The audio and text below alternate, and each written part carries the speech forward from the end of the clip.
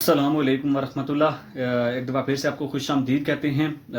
New Zealand के against जो है पाकिस्तान एक दफ़ा फिर से कल उतरने जा रहा है। कल की जो गलतियां हुई हैं पाकिस्तान की क्रिकेट टीम से, वी आर होपफुल कि वो कल जो है दोहराई नहीं जाएंगी। पाकिस्तान के कप्तान ख़ास तौर पे शाहीन शाह अफरीदी की तरफ से और जितने भी उनके साथ उनके जाननशीन हैं, जितने भी, वो कल जब न्यूजीलैंड के अगेंस्ट उतरेंगे तो वो अच्छी परफॉर्मेंस जो है उनकी तो हम उनसे करने जा रहे हैं। अब पाकिस्तान टीम के अंदर अब तक की इतलात के मुताबिक जो दो बड़ी चेंजेस हैं वो क्या होने जा रही हैं उसके हवाले से भी बात करेंगे। फिर इंडिया ने जो स्क्वाड अनाउंस किया है against England first two test matches के लिए, उसके ऊपर भी बात करेंगे, उसमें कौन कौन से नाम हैं। पाकिस्तान ने जिस तरह से कल स्टार्ट लिया था और ऐसे लग रहा था कि शायद पाकिस्तान जो है इस T20 मैच को वो जीत जाएगा, लेकिन साइम अयूब की बेहतरीन किस्म की बैटिंग डिस्प्ले देखने को मिला और पूरी दुनिया क्रिकेट की जो है आंखों की जीनत बने रहे साइम अयूब। और अभी तक जो दुनिया क्रिकेट के जितने भी क्रिकेट लवर्स हैं वो साइम अयूब के साथ जो हैं उनकी नज़रें जुड़ी हुई हैं कि वो कल जो आने वाला मैच है या फिर इस पूरी सीरीज़ के अंदर जो है वो उनके जो करिश्माती स्ट्रोक्स हैं वो देखने को मिलेंगे उनको। जिस तरह से सूर्या कुमार यादव को इस T20 सीरीज़ के अंदर हम मिस कर रहे हैं, 360 डिग्री शॉट्स उनके देखने को मिलते हैं, लेकिन साइम अयूब का वो जो टांग उठा के और फिर जो फाइन लेग के ऊपर से मारना, वो जो था वो काबिल दीद था। और उस शॉट ने जो है पूरी दुनिया क्रिकेट के जितने भी फैंस हैं उनको जो है एक दफ़ा फिर से बताया कि ये जो है ये कंट्री मैटर नहीं करता। आपके अंदर टैलेंट हो तो आप किसी भी जगह से हो, आप T20s के अंदर वो इस तरह के शॉट्स आप लगा सकते हैं। दूसरी तरफ अगर देखा जाए जो चेंजेस होने जा रही हैं अब तक के इतलात के मुताबिक वो यही है कि आमिर जमाल क्योंकि बहुत ज़्यादा एक्सपेंसिव रहे थे, अपने 4 ओवर्स के अंदर 56 रन उन्होंने कंसीड किए। टेस्ट मैचेस अभी ऑस्ट्रेलिया के अगेंस्ट वो खेल के आ रहे थे, वहाँ पे टेस्ट मैचेस के अंदर अच्छी परफॉर्मेंस थी उनकी तरफ से, लेकिन टेस्ट मैचेस की परफॉर्मेंस के ऊपर फ़ौरन से आप ऐसे प्लेयर को जो है वो T20s के अंदर ले आते हैं तो ये भी उस प्लेयर के करियर के साथ ज्यादती होती है। इससे बेहतर यही था कि आप यहाँ पे वसीम जूनियर को यहाँ पे अगर मौका देते तो शायद जो है आपके लिए अच्छा हो जाता। फिर आपने अगर इस सोच के तहत खिलाया था आमिर जमाल को कि वो नीचे से आपको आके रन्स करके देंगे, जिस तरह से ऑस्ट्रेलिया के अगेंस्ट उन्होंने खड़े हो गए थे और 80 रन्स की इनिंग्स वहाँ पे खेल दी थी, सो फिर जो है शाहीन का ऊपर आना बनता नहीं था, क्योंकि ये अब गली क्रिकेट है नहीं कि भाई यहाँ का मैं कप्तान हूँ तो मेरी जो है बॉल भी होगी और बैट भी जो है मैं ही करूँगा। तो भाई इस तरह की चीज़ तो होनी नहीं है। ये तो इंटरनेशनल क्रिकेट है और इसमें जो है प्रायोरिटी आपको उस प्लेयर को देनी चाहिए जो छक्के लगा सकता है। ठीक है, शाहीन ने आपको PSL के फाइनल के अंदर आके छक्के लगा दिए थे, लेकिन उस टाइम पे जो है आप पहले बैटिंग कर रहे थे और क्योंकि PSL की जो पिचेस की क्वालिटी है और फिर आप अगर न्यूजीलैंड में खेल रहे हैं तो वो बिल्कुल डिफरेंट है। और फिर आप जब चेस कर रहे हैं और उस टाइम पे जो है 14-15 रन पर ओवर आपको चाहिए हैं और ऊपर से आपके 6 आउट भी हो चुके हैं, तो फिर वहाँ पे इस तरह से चलना और खुद आ जाना जब आपका एक मेन जो ऑलराउंडर है वो पीछे पड़ा हुआ है, ये मेरे ख्याल से ज्यादती की गई है शाहीन की तरफ से। सो इस चीज़ को भी जो है शाहीन को देखना होगा आने वाले मैचेस में, और ये जो छोटी छोटी मिस्टेक्स हैं इस के ऊपर काबू पाना होगा। फिर अपनी पेस जो है ये सबसे बड़ा लम्हा फिक्रिया बन चुका है शाहीन के लिए। अब देखें कि आपको अगर T20 की कप्तानी दे दी गई है तो भाई आपने काम क्या करना है कि भाई अपनी परफॉर्मेंस जो है कम अज़ कम उसको तो लेके चलें। ठीक है, आपसे टीम अगर नहीं चलती है, अगर आप इस सीरीज़ में फ्लॉप भी हो जाते हैं तो ठीक है, नो इश्यूज़, लेकिन आपकी पेस जो है वो अगर 130 और 135 के ऊपर है और फिन एलन जो है आपको निकल के शॉट्स मार रहे हैं और एक ओवर के अंदर जो है वो 24 रन आप कंसीड कर रहे हैं टॉप के ओवर्स के अंदर, तो फिर जो है पांसा जो है वो गेम का पलट के रख दिया जाता है। और फिर आमिर जमाल जैसे जो बॉलर हैं जो कि अभी जिनका इतना ज़्यादा एक्सपोजर नहीं है इंटरनेशनल क्रिकेट में और इस तरह के ग्राउंड्स के ऊपर वो खेले नहीं हैं, सो उनके लिए भी जो है वो काफ़ी ज़्यादा मुश्किल हो जाता है कैपिटलाइज करना। दूसरी तरफ अगर देखा जाए तो उसामा मीर के हवाले से जो है बात की जा रही है, क्योंकि 51 रन जो है उसामा मीर ने भी लीक किए थे अपने 4 ओवर्स के अंदर, और वो बिल्कुल क्लूलेस दिखाई दिए, क्योंकि आमिर जमाल जो है वो शायद के आने वाले टाइम में कुछ सीख जाएं, क्योंकि यहाँ पे स्लो बॉल जो थे वो काफ़ी ज़्यादा कामयाब हो रहे थे, जिस तरह से अब्बास अफरीदी के back of the hand slow balls आपको देखने को मिले थे। सो आमिर जमाल जो है वो शायद टाइम के साथ जो है इस तरह के वेरिएशंस की तरफ जाएं, लेकिन उसामा मीर की मुझे समझ नहीं आ रही कि आप उनको स्पिनर कह रहे हैं और फिर आप जो है वो उनसे फुल टॉस पे फुल टॉस हुई जा रही हैं। सो पाकिस्तान को इस चीज़ को भी देखना होगा, क्योंकि अभी बिग बैश में ये बॉलिंग करके आए हैं और सेम किस्म की पिचेस होती हैं आपकी न्यूजीलैंड और ऑस्ट्रेलिया के अंदर। सो उसामा मीर जो हैं वो बताया जा रहा है अभी तक के इतलात के मुताबिक कि वो कल का मैच वो नहीं खेलेंगे, उनकी जगह पे एक और स्पिनर नवाज, मेरे ख्याल से ये ऐसा नाम है कि जिसमें जो है आपको स्पिन बिल्कुल भी नहीं नज़र आएगी और सिर्फ मैच विनर ही नज़र आएगा, जिस तरह से बाबर आजम ने कहा था कि नवाज मेरा मैच विनर है। सो इस वजह से शायद उनको इंक्लूड किया गया है कि वो मैच विनर है। अदरवाइज़ उनकी बॉल में जितनी इतनी सीधी तो जो है वो मेरे ख्याल से पिच नहीं होती होगी पाकिस्तान की पिंडी के अंदर, या जिस तरह से आप PSL के अंदर देखते हैं उससे ज़्यादा जो है इनकी बॉल जो है वो बिल्कुल सीधी रहती है मोहम्मद नवाज़ की अगर बात की जाए। सो कल इनको भी जो है इंक्लूड किया जाएगा और शायद के इनसे जो है थोड़ी बहुत बैटिंग आपको देखने को मिल जाए। वसीम जूनियर एक अच्छा इंक्लूजन होगा क्योंकि उनके पास वेरिएशन है और एक्सपीरियंस भी है। सो आमिर जमाल को फ़ौरन से आप उठा के लेके आना, और फिर क्योंकि इतनी ज़्यादा उनकी ग्रूमिंग हुई भी नहीं है इस तरह की पिचेस के ऊपर, सो वो जो है वो चीज़ भी पसे पुश्त आपको रखनी पड़ेगी। इसके अलावा जो है अगर बात करें तो फिर अगर पाकिस्तान टीम पहले बैटिंग करती है तो फिर पाकिस्तान टीम कितना टारगेट बनाएगी और कितना स्कोर बनाएगी और कितना टारगेट देगी, ये भी जो है ये बहुत बड़ा सवालिया निशान है। क्योंकि अगर आप पहले बैटिंग करते हैं तो फिर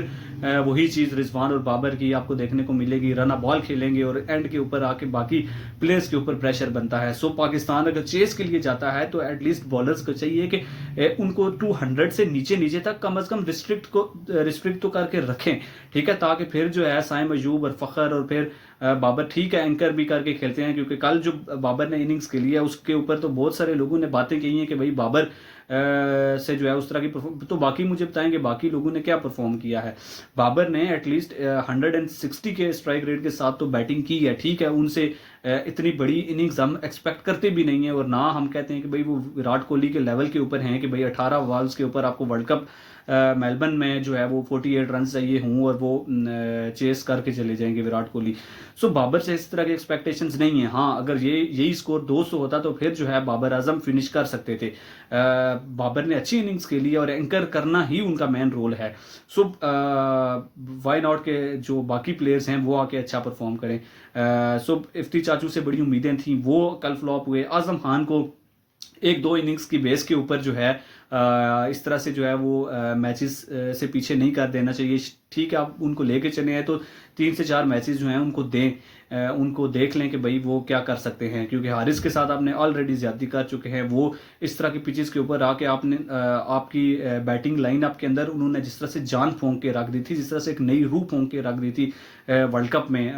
2022 में। सो वो चीज़ जो है वो तो आजम खान से अभी तक हमने देखी नहीं है, लेकिन मोहम्मद हारिस के साथ अगर इस तरह से ज्यादती करते रहेंगे तो शायद पाकिस्तान की क्रिकेट जो है वो इसी तरह से पीछे चली जाती रहेगी कि फिर जो है आपको अनफिट किस्म के प्लेयर्स जो हैं वो टीम के अंदर इंक्लूड करने पड़ेंगे।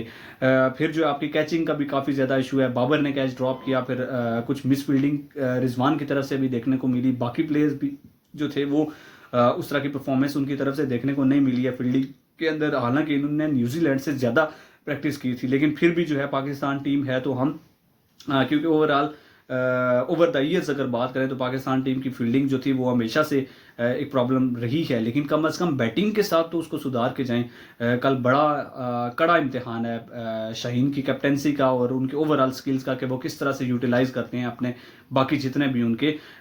इस टाइम पे कारिंदे मौजूद हैं। दूसरी तरफ इंडियन टीम जो है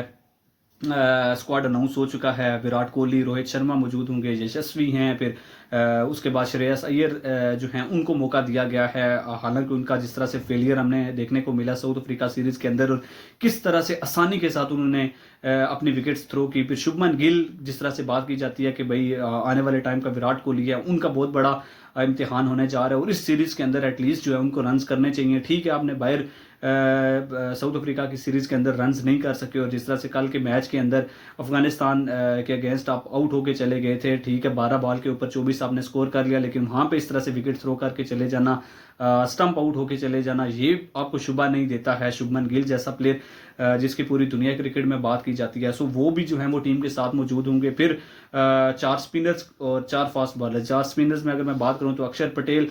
मौजूद हैं, रविचंद्रन अश्विन है, फिर जडेजा हैं, और कुलदीप को भी जो है इंक्लूड कर लिया गया है, क्योंकि जिस तरह से हमने वर्ल्ड कप के अंदर देखा कि एक भयानक ख्वाब साबित हुआ ये वर्ल्ड कप इंग्लैंड के लिए, और हमने आने से पहले, उनके आने से पहले भी ये बात बोली थी कि इंग्लैंड के लिए ये वर्ल्ड कप जो है भयानक ख्वाब की तरह होने जा रहा है, क्योंकि स्पिनर्स को जब तक आप अच्छा नहीं खेल सकेंगे इंडियन पिचेस के ऊपर, तो फिर आपके लिए मसाइल जो हैं वो इसी तरह से चलते रहेंगे। सो 4 जो हैं स्पिनर्स आपके पास मौजूद हैं, और उसमें से इंडिया की कोशिश यही होगी कि भाई 3 स्पिनर एटलीस्ट खिलाए जाएं। फिर आपके पास 4 फास्ट बॉलर्स में मुकेश कुमार जो हैं उनको इंक्लूड किया गया है, फिर सिराज हैं, फिर जो है आपके पास बुमराह भी मौजूद हैं। बुमराह जो हैं उनको क्योंकि वाइस कैप्टनसी मिली है, तो बुमराह जो हैं वो लाजमी होंगे। फिर उनके साथ जो है आप अगर सिराज को इंक्लूड करते हैं तो ये भी बड़ी ज़बरदस्त इंक्लूजन होने जा रहा है। फिर 3 आपने विकेट कीपर, जिसमें केएल राहुल हैं, के एस भरत हैं, और जो हैं जुरल को भी मेडन कॉल अप दे दी गई है कि भाई वो भी जो है वो इंडियन टीम के साथ मौजूद होंगे। ईशान किशन मिस आउट करेंगे क्योंकि उनको जो है राहुल द्रविड़ कह रहे हैं कि भाई उनको जो है वो डोमेस्टिक के अंदर जाके परफॉर्म करना होगा, और फिर जो है वो टीम के लिए वो वापस आएंगे। इसमें ईशान किशन जो है उसकी उनकी तरफ से वीडियोस भी देखने को मिली हैं कि भाई वो कुछ अपनी प्रैक्टिस की वीडियोस लगा रहे हैं, लेकिन मेरे ख्याल से अब जो है वो मामला जो है वो बहुत ज़्यादा आगे जा चुका है। अब ईशान किशन के लिए काफ़ी ज़्यादा मुश्किल होगा। हाँ, रणजी ट्रॉफी के अंदर जाते हैं, वो अच्छा परफॉर्म करते हैं, और फिर वहाँ से जो है वो कम बैक करते हैं, तो शायद आने वाले टाइम में उनको भी मौके जो है इस तरह से मिलते रहेंगे। फिर बाकी जो है भुवनेश्वर कुमार के ऊपर जो है टीम मैनेजमेंट की और टीम सिलेक्शन कमेटी की नज़र होनी चाहिए थी। जिस तरह से उन्होंने ड्रीम कम बैक किया है, और 4 साल या 5 साल के वक्फे के बाद वो खेल रहे थे रणजी ट्रॉफी, और उसके अंदर उन्होंने जो है वो आज 7 आउट की है। फिर अगर बात की जाए तो रजत पाटीदार ने बड़ी बेहतरीन किस्म की बैटिंग की है, 196 उनके बल्ले से देखने को मिला। फिर पुजारा जो है वो डबल सेंचुरी कर चुके हैं, लेकिन शायद इंडियन टीम जो है वो यंगस्टर्स के साथ आगे जाना चाह रही है, क्योंकि चेतेश्वर पुजारा जो है वो काफ़ी ज़्यादा टेस्ट मैचेस खेल चुके हैं इंडिया की तरफ से, सो शायद इनको जो है आने वाले टाइम में मौका ना दिया जाए।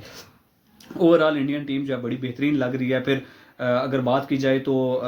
इंग्लैंड को चाहिए था कि भाई क्योंकि आप इंडिया आ रहे हैं और कभी भी आप यहाँ से जीत के जाने वाले नहीं हैं, तो एटलीस्ट कम अज़ कम एक आध मैच प्रेसिडेंट या प्राइम मिनिस्टर 11 के साथ आप रखवा लेते, और फिर जहाँ पे आपको थोड़ी बहुत प्रैक्टिस मिल जाती। लेकिन आप आएंगे दुबई, और फिर वहाँ पे 3 दिन के मैचेस के बाद जो है वो प्रैक्टिस के बाद आप यहाँ पे डायरेक्ट आएंगे, और यहाँ पे डायरेक्ट जो है कुछ 1-2 सेशंस प्रैक्टिस के बाद जो है आप डायरेक्ट मैच में उतरेंगे। सो इंग्लैंड ने शायद जो है हाथ पहले ही जो है वो खड़े कर दिए हैं इस सीरीज़ से, मुझे तो ऐसे लग रहा है, क्योंकि